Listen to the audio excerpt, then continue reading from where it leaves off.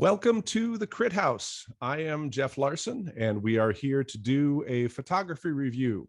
Here at the Crit House, we'll take a body of work or a project by a photographer, and we will discuss it, we'll break it down a little bit, and find out what can be done to be improved, and maybe learn a little bit about photography. So our two guest reviewers, our experts today, are Ellen Friedlander, who's a Los Angeles-based photographer. She does portrait work as well as landscape, and I believe you do documentary as well. Is that right? Ellen, it's great to have you here. And then Edward Bochis is our other expert here today with us, and he is Boston-based, and he is a documentary photographer who also does street work. And both Ellen and Edward do curation as well for different projects. Thank you both for joining us. I'm looking forward to this conversation today. It's really an honor to have you.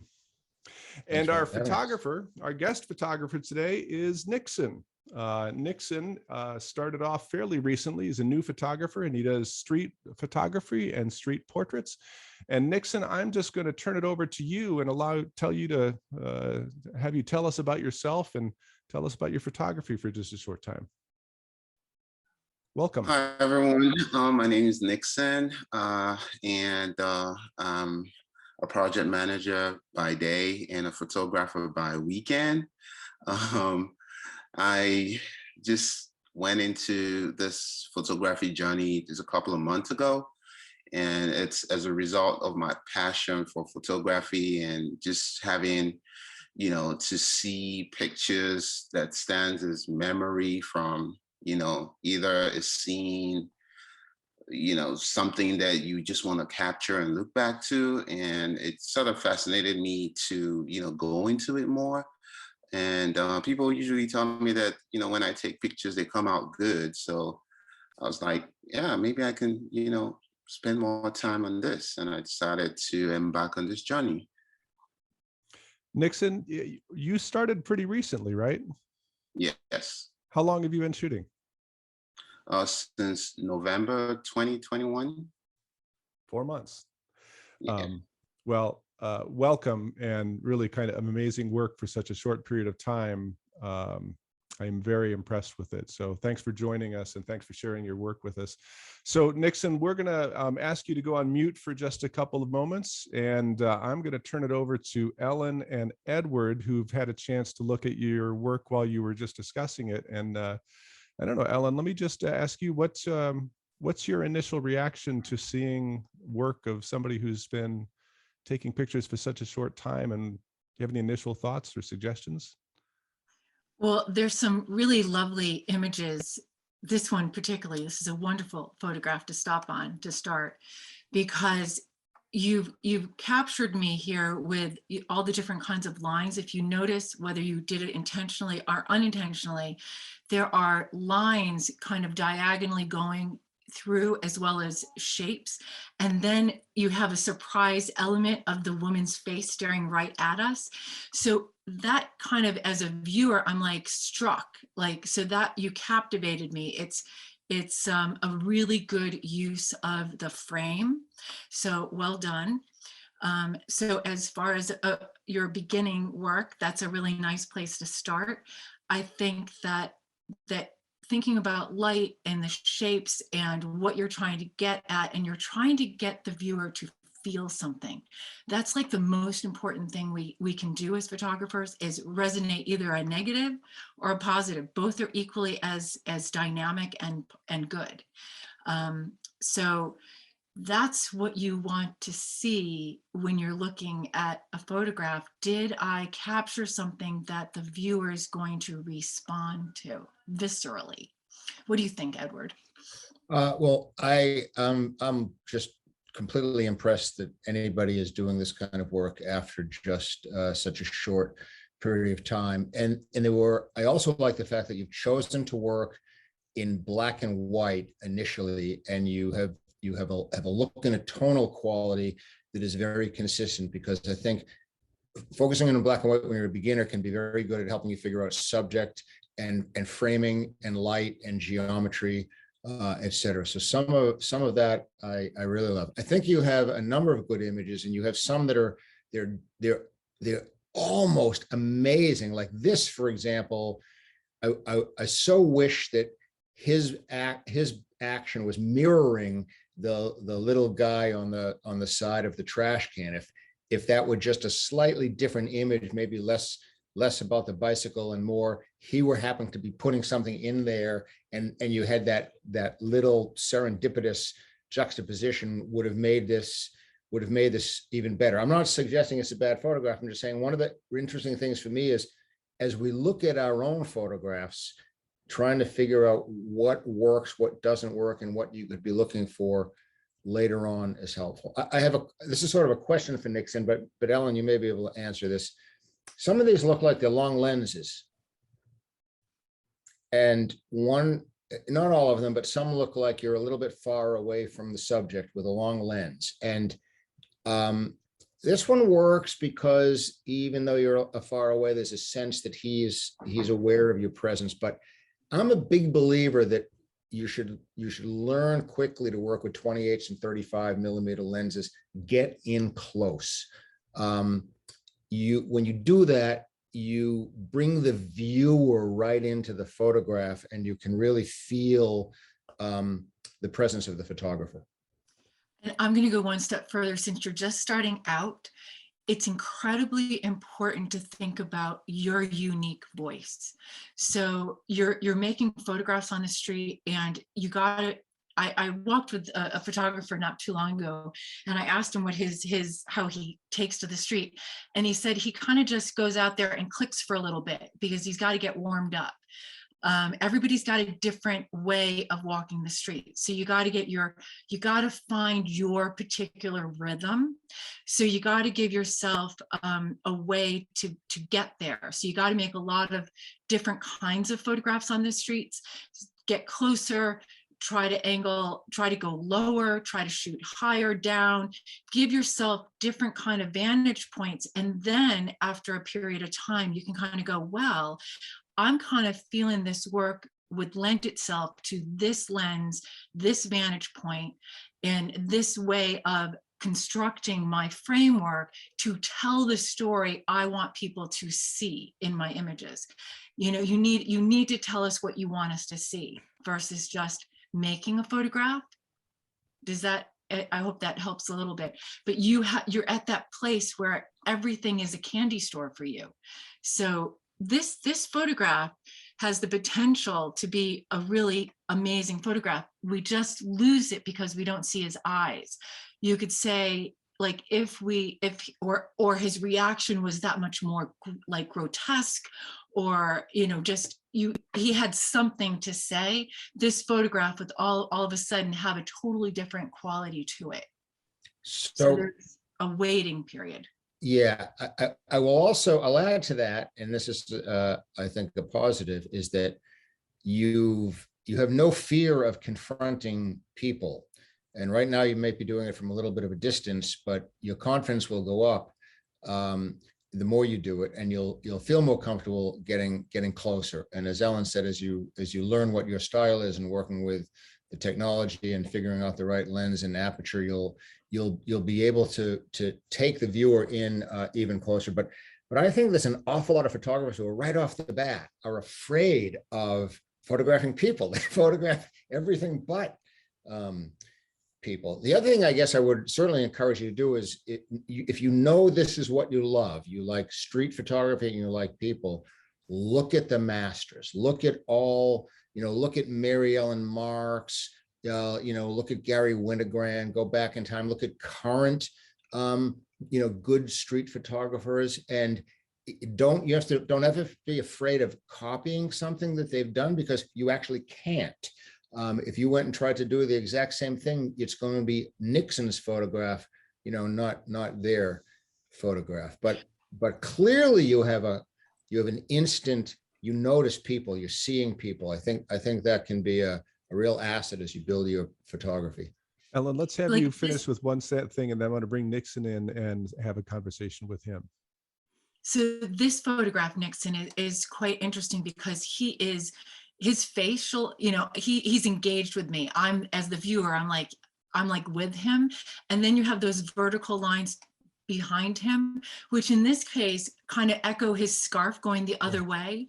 So I like the play of the lines going in vertical and horizontal, and his face kind of in his is also an interesting shape. So shapes play a very important part also when you're looking at photographs.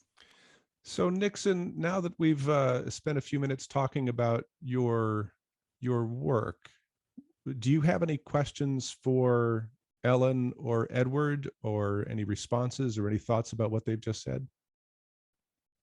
Yes. So, given in mind that I just recently started this, my first worry was confrontation, people getting upset that you're, putting a camera to their faces. But at the same time, when I see a subject, I know that's the subject I want to take a picture of. So I might be taking that picture from a distance, but sometimes I run after them or try to get in front of them, like the guy talking on the phone. He already walked past me, yeah, and I had to run and run just to get the picture of him.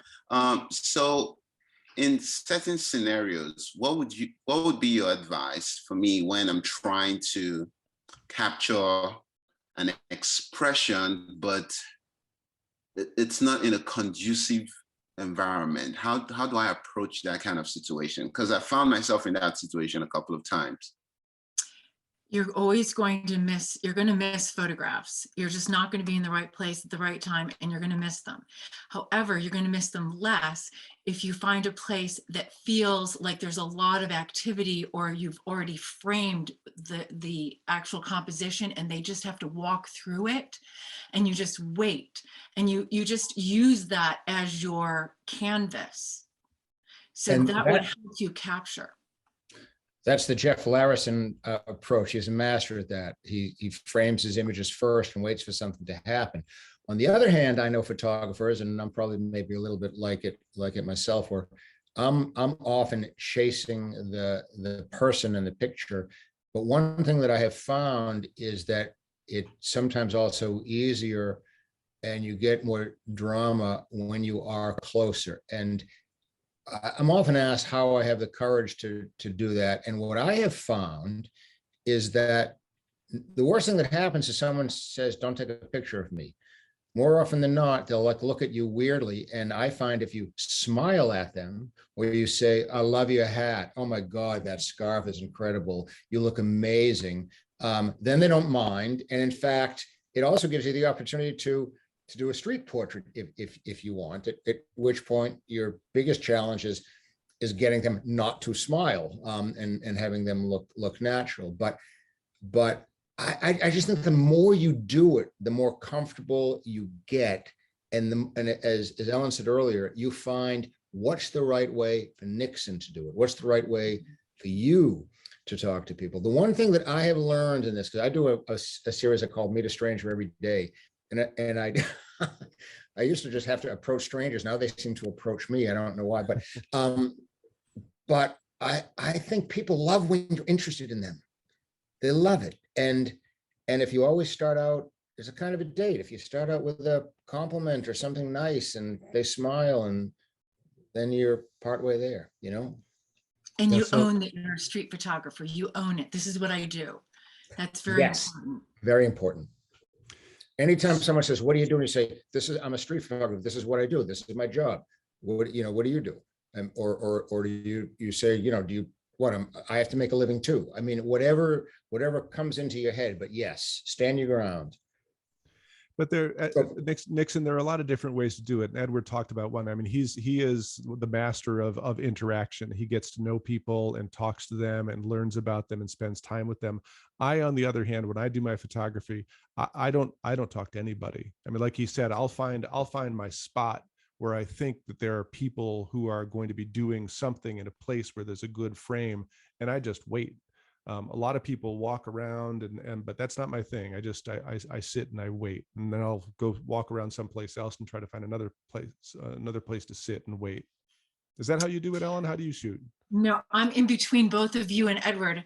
I see a photograph on the street, but I see it and then I have to frame it and then I get myself all organized, but I don't stay there that long. So I frame it, I'll make a photograph, and then people will walk in or out, and then I move. So I'm not there very long. So Nixon, Yeah. the point is there's no right or wrong. You can do it a bunch of different ways. So let's, what is your last piece of advice that you would give to Nixon, Edward, for what he should be doing next? Just one thing or two things that you think are really important for him after you've seen his work. My thing would just to be photograph a lot more, as much as you can. Edit your work. Try to be really, really honest and build your frame of reference for what good work is, because that will help you edit your own work. And try a shorter lens, at least for some stuff, and getting in there a little bit tighter. Ellen, same question to you. I would say that I would think about the light, right? I know that you're in Boston and the light right now is really not the best. Probably it's kind of that time of year, but look at the light, because your light is going to help you make a photograph that's more dynamic and more interesting. I mean, I think those are all good points. What I would say, and I think Edward said it before, is look at the masters. Go find photographers that really resonate with you and see it, and just go into bookstores and look at all the books you can find, and just immerse yourself in the work of the greats, because that's the best way to learn, in my mind. Well, thank you. Well, actually, Nixon, I'll allow you to ask one last question if you have one more to go, and then we'll wrap it up. All right. So I have the intention of having like a series, but I like documenting things as well. So the direction that I intend to go with this is, having a series where it will tell a story. So how would you advise that I start off? What should be my approach, to head in that direction? Do you know what story you want to tell? Yeah. Since it's street photography, I would like to tell a story about, people's struggles, day-to-day life. It could be about people who, like chefs, just chefs from all over, taking pictures of all of them, and just telling a little story alongside with the picture. Well, that's a wonderful project. I mean, that's something that's very tangible. Chefs, you can make a list of them, people that you see, even your breakfast places, and then you can ask them, when can you photograph them? You can photograph them doing work. You can photograph them taking their break. You can get personal. There's lots of places you can start with that. That's doable. You just kind of go down that track. That's a great idea. And I will say that's one of the projects. I was just going to say that Edward is the man of 1,000 projects, so he's a great person to answer this question. Well, what I was going to say is that's a project that you have in mind before you take the photographs, and it may be a great project, and you may fall in love with it, and you may go down that hole, and it may be a wonderful place to dig around, and it could go on for years. On the other hand, what you're doing here, I think it's too soon to tell what the story is and what the project is. And I'm a big believer in taking photographs of what interests you and captures your imagination, and then letting the photographs talk to you. Let them tell you what the story is. And I'm always surprised when I look through some of my work and all of a sudden I realize, oh, that's the story, and that's not even what I thought I was doing. And then all of a sudden I'm inspired and stimulated, and I have a new filter by which to use my eyes as I go look for images. So I think it's great to have more than one project also. So if you're doing this, because you're on the streets and you love doing it, great. And if you have connections with chefs, the other thing, I'll throw one more thought out, Nixon.